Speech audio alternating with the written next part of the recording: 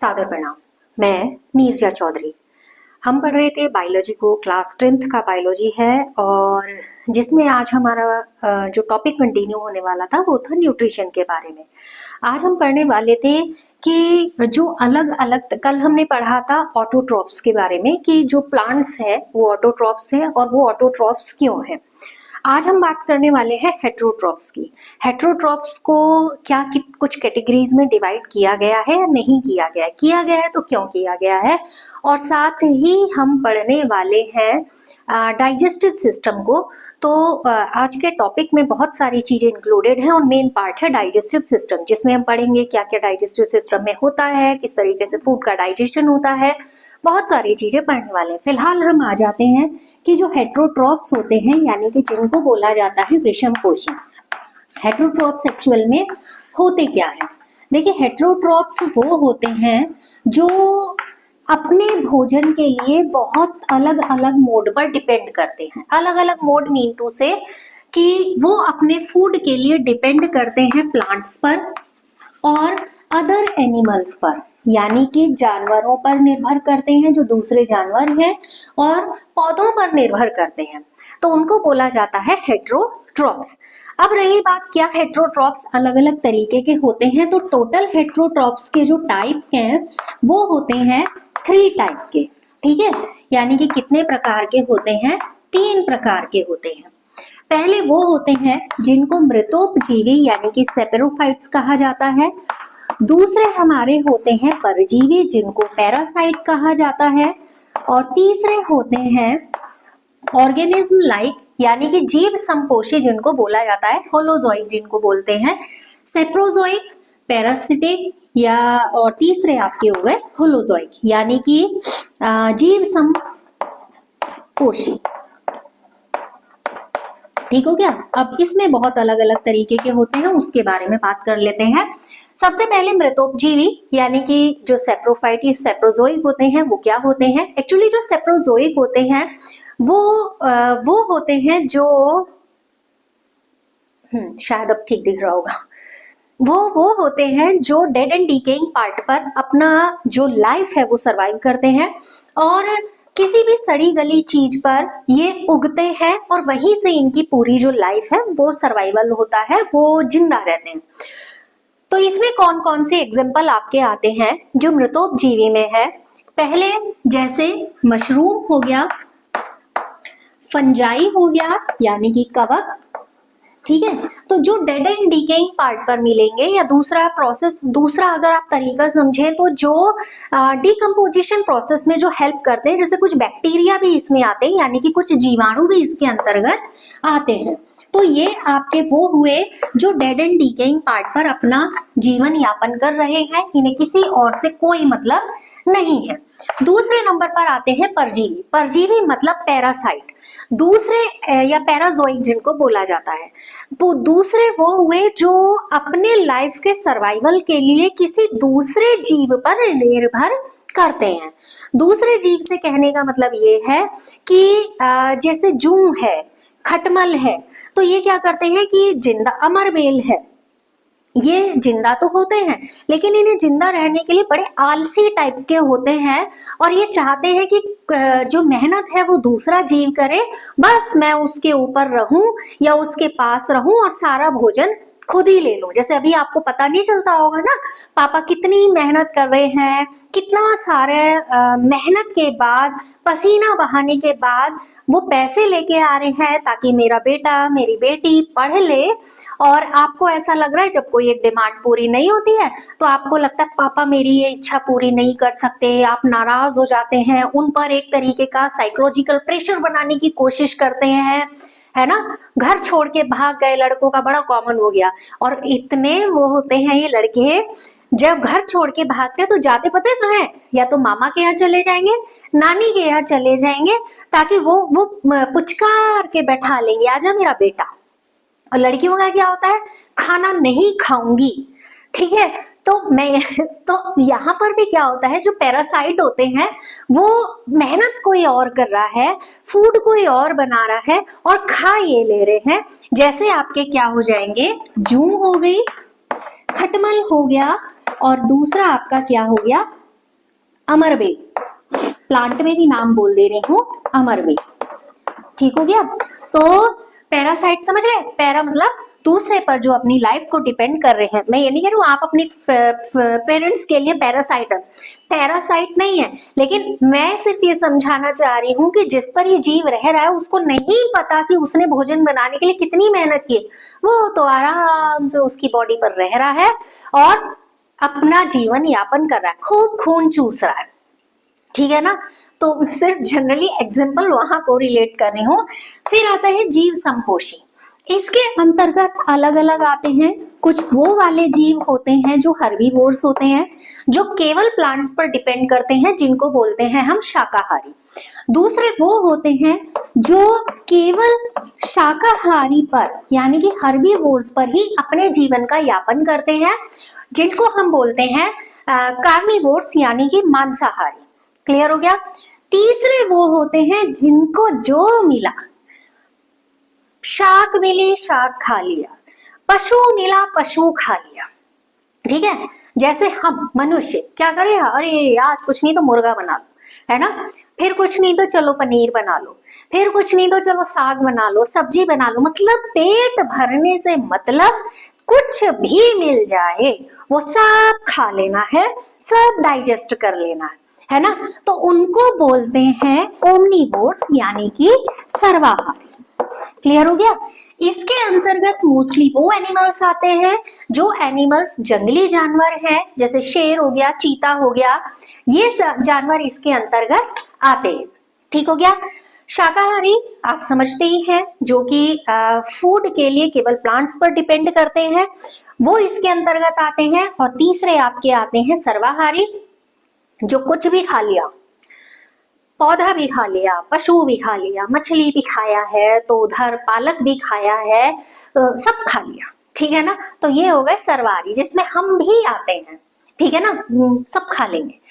अब रही बात, एक छोटा सा क्वेश्चन मुझे यहाँ पर ध्यान में आ रहा है कि एक क्वेश्चन पूछा गया था कहीं कि जो इंटेस्टाइन होती है वो शाकाहारी और मांसाहारी की इंटेस्टाइन की जो लेंथ होती है, स्मॉल इंटेस्टाइन की मैं बात कर रही हूँ, छोटी आंत की बात कर रही हूँ, छोटी आंत की लंबाई में अंतर होता है।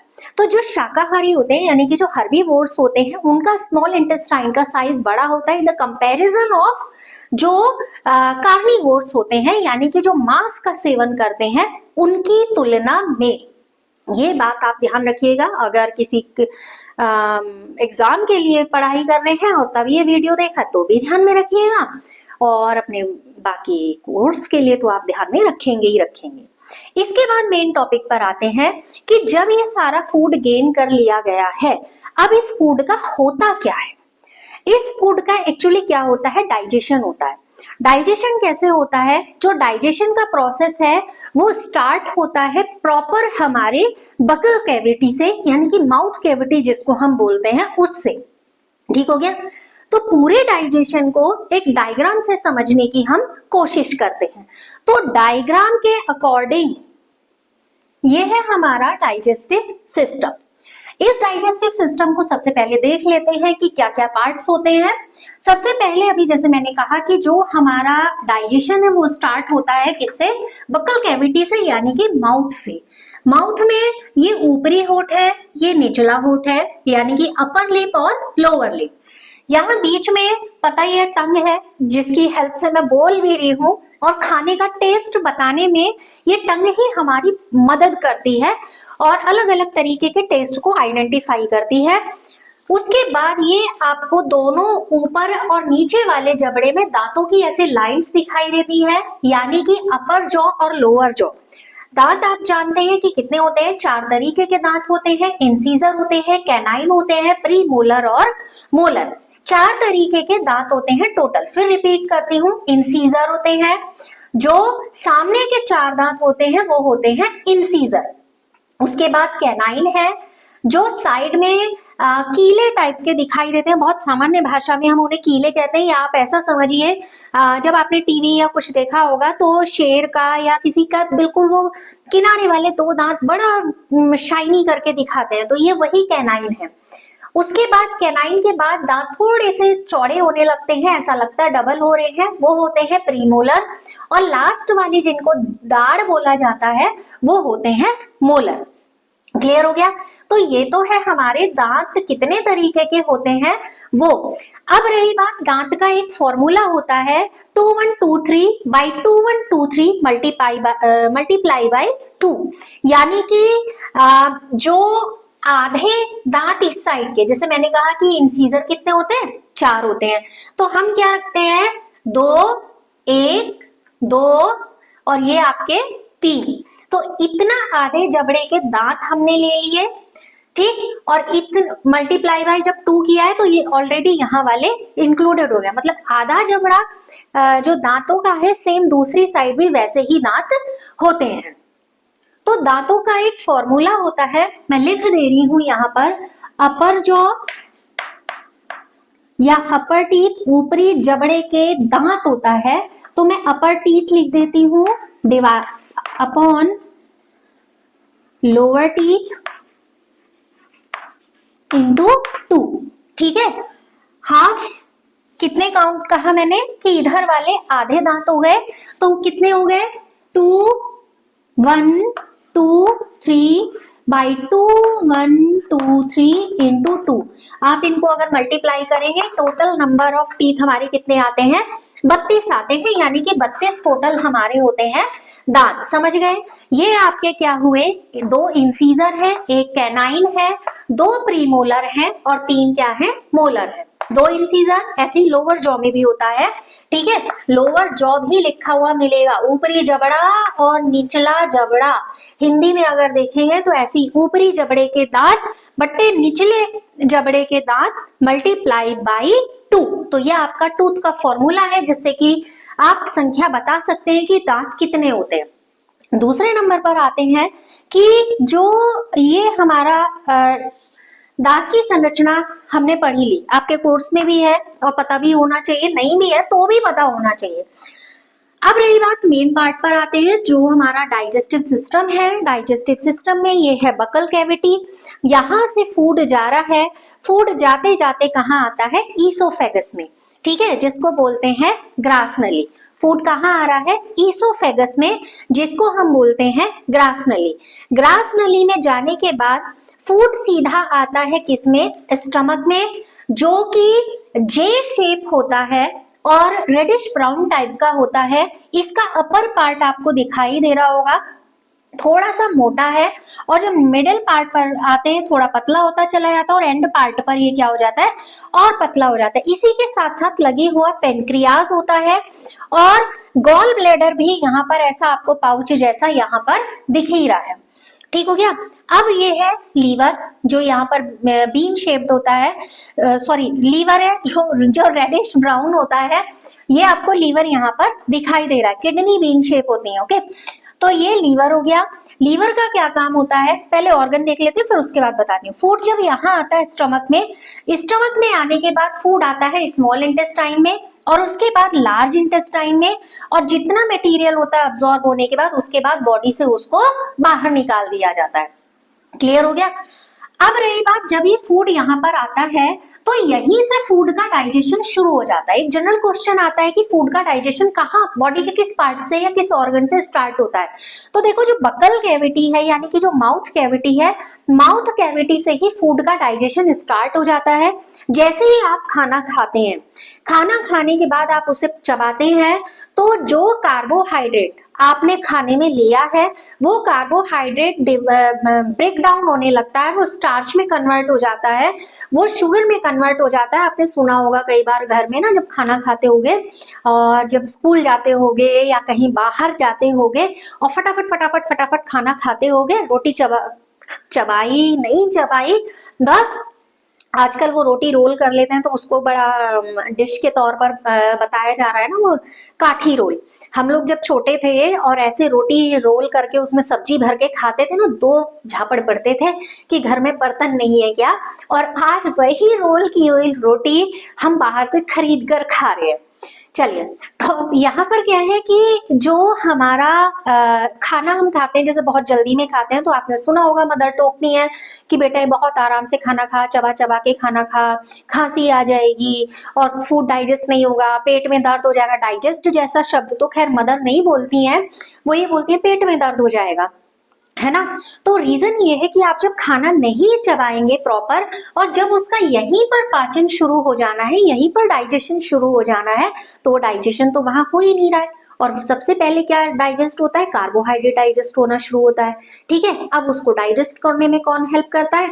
उसको हेल्प करता है लार, क्योंकि लार में टाइलिन या एमाइलेज नाम का एक एंजाइम होता है, जो क्या करता है? कार्बोहाइड्रेट को ब्रेक डाउन करता है और उसे शुगर में कन्वर्ट करने का काम करता है। आप जब रोटी को चबाएंगे और खूब चबाएंगे तो आपको रोटी मीठी लगने लगती है। वो इसीलिए मीठी लगने लगती है क्योंकि वो क्या हो रहा है? ब्रेक डाउन होने के बाद जो एंजाइम है उसने उसका डाइजेशन स्टार्ट कर दिया है और वो शुगर में टूट चुका है। क्लियर हो गया? तो लार में एंजाइम पाया जाता है टाइलिन या एमाइलेज जिसको बोलते हैं, वो एंजाइम यहाँ पर डाइजेशन स्टार्ट कर देता है। अब बिल्कुल यहाँ पर ऐसा एक ट्रायंगुलर पार्ट होता है बिल्कुल मुंह के अंदर की तरफ, बिल्कुल पीछे की तरफ, ठीक है ना। तो ये जो ट्रायंगुलर पार्ट होता है, ये ओपनिंग होता है हमारे नॉस्ट्रिल का और हमारे जो ट्रैक है, डाइजेस्टिव ट्रैक है, उस ट्रैक का, ठीक है। तो ये एक तरीके की ओपनिंग होता है, जब या तो डाइजेस्टिव ट्रैक ओपन होगा या फिर नॉस्ट्रिल ट्रैक ओपन होगा, मतलब रेस्पिरेटरी ट्रैक ओपन होगा, ठीक है। आप कभी भी नोटिस करके देखिएगा, जब आप खाने को निगलते हैं तो उस समय सांस नहीं ले पाते हैं, या तो सांस लेंगे या खाना निगलेंगे, ठीक हो गया। अब इसी वजह से क्या होता है कि जब हम खाते हुए बातें करते हैं, और बात करने के लिए हमें सांस लेने की जरूरत है, हम बार बार सांस भी लेंगे और अपनी बात को कहेंगे भी, है ना।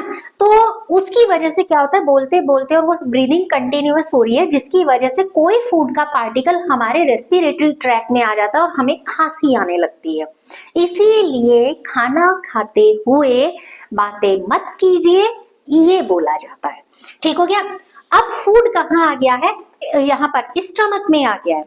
जब फूड स्टमक में आया है, यानी कि आमाशय में आया है, तो यहाँ पर इसके 3 पार्ट आपके जैसे बताइए, ये वाला पार्ट होता है, ये होता है, ये होता है। आपके सिलेबस को अगर मैं छोटे सिलेबस के हिसाब से बात करूं तो नहीं है, फिर भी बता देती हूँ। अपर पार्ट होता है कार्डियक, और ये हमारा क्या होता है? पाइलोरिक, और ये हमारा होता है फंडिक, ठीक है। सॉरी, ये फंडिक और ये क्या होता है?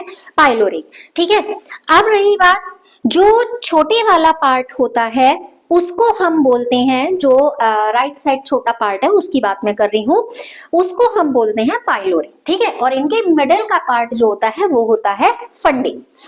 अब रही बात, फिर से रिपीट कर दे रही हूँ एक बार, आपको अगर नहीं समझ में आएगा। कार्डियक हो गया, कार्डियक के बाद आपका लास्ट वाला पार्ट पाइलोरिक, और बीच वाला पार्ट क्या है? फंडिक। क्लियर हो गया? इसके साथ ही जो हमारा स्टमक है, यहाँ फूड आ गया। अब इसके बाद क्या होगा? स्टमक लगातार क्या करता रहता है? इस तरीके से फूड को मथने का काम करता रहता है, यानी कि इसमें पीरियोडिक मूवमेंट होते रहते हैं, जिसकी वजह से फूड लुगदी में कन्वर्ट होने लगता है, यानी कि पचने की स्थिति में आने लगता है, पिसने की स्थिति में आने लगता है। तो इसका क्या काम होता है?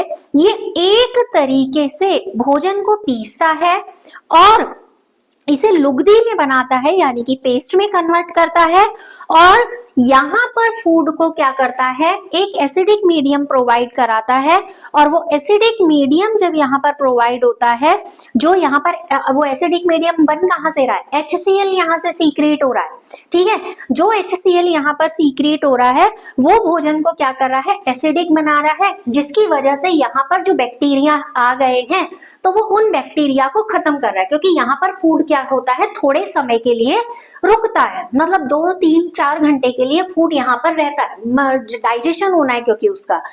अब अगर बहुत ज्यादा एसिड बन गया है तो हमें एसिडिटी की दिक्कत होती है, जिसमें हम कहते हैं खट्टी डकारे आ रही है। रीजन यहाँ पर प्रॉपर तरीके से डाइजेशन नहीं हो पा रहा है और एसिड उसके कंपैरिजन में बहुत ज्यादा बन गया है, ठीक हो गया। अब यहाँ से आने के बाद यहाँ पर ना प्रोटीन वगैरह जो होते हैं उनका डाइजेशन स्टार्ट होता है, और जो लाइपेज है वो थोड़ा फैट का डाइजेशन करता है, ट्रिप्सिन है प्रोटीन का डाइजेशन करता है। उसके बाद फूड कहाँ आ जाता है, स्मॉल इंटेस्टाइन में। स्मॉल इंटेस्टाइन लगभग ये 7 मीटर लंबी होती है, जरा सी आपके गुच्छा सा जो दिख रहा है लगभग 7 मीटर लंबा होता है। और इसके भी 3 पार्ट होते हैं। इसके जो 3 पार्ट होते हैं उसमें आपके ड्यूडेनियम होते हैं, जेजुनम होते हैं और इलियम होते हैं। ठीक हो गया, उतना भी आपके उसमें नहीं है तो मैं नहीं बता रही हूँ, सिर्फ 3 पार्ट ऐसे थे तो जनरली उसको बोल दिया मैंने कि स्मॉल इंटेस्टाइन है।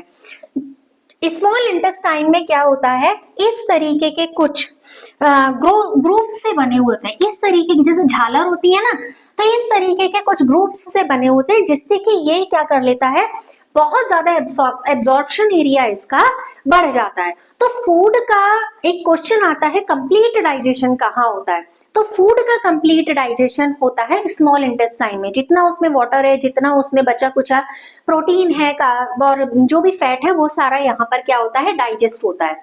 इसके बाद फूड कहाँ आ जाता है, लार्ज इंटेस्टाइन में। लार्ज इंटेस्टाइन में फूड का से वाटर का एब्जॉर्प्शन होता है, और फूड जो है जितना वेस्ट फूड है, क्योंकि सब कुछ एब्जॉर्ब होता हुआ आ गया यहाँ तक, जितना वेस्ट फूड है वो सारा वेस्ट फूड बॉडी से बाहर निकाल दिया जाता है। और फूड यहीं पर क्या होता है, जब स्मॉल इंटेस्टाइन से लार्ज इंटेस्टाइन में आता है तो फूड यहाँ पर क्या हो जाता है, बोलस, लगातार कुछ रिदमिक मूवमेंट हो रहे हैं, तो जिसकी वजह से फूड क्या हो जाता है, बॉलस फॉर्म में आ जाता है, मतलब इकट्ठा सा हो जाता है। और उसके बाद यहाँ पर जो हमारे पेशियां हैं उनके मुंह में मूवमेंट होता है, और जो टोटल वेस्ट फूड है उस वेस्ट फूड को बॉडी से बाहर निकाल दिया जाता है। इस तरीके से होता है डाइजेशन। अब रही बात आपके कोर्स के लिए जो इंपॉर्टेंट चीजें हैं, एक तो प्रोटीन का पाचन कहाँ होता है, कार्बोहाइड्रेट का पाचन कहाँ होता है, फैट का जो डाइजेशन है वो कहाँ होता है, और इसके लिए कौन कौन से एंजाइम है, मैंने वीडियो में बोले हैं सारे एंजाइम। आप उन एंजाइम्स को एक बार देख जरूर लीजिएगा और उनको याद जरूर कर लीजिएगा। आपके हर तरीके के एग्जाम के लिए आपको ये पता होना चाहिए फूड का कंप्लीट डाइजेशन कहाँ होता है, और जो हमारे जो फॉर्मूला है 2123 डिवाइडेड बाई 2123 इंटू 2, जो भी हमारा दांतों का एक फॉर्मूला है वो फॉर्मूला जरूर ध्यान में रखिएगा। नेक्स्ट वीडियो में कंटिन्यू करते हुए आई थिंक रेस्पिरेशन को हम पढ़ेंगे, और तब तक के लिए लगातार साथ बने रहिए, वीडियो देखते रहिए, कमेंट जरूर करिए, लाइक जरूर करिए, और लगातार चैनल के साथ बने रहिए। इन्हीं अपेक्षाओं के साथ आप सभी का बहुत बहुत धन्यवाद।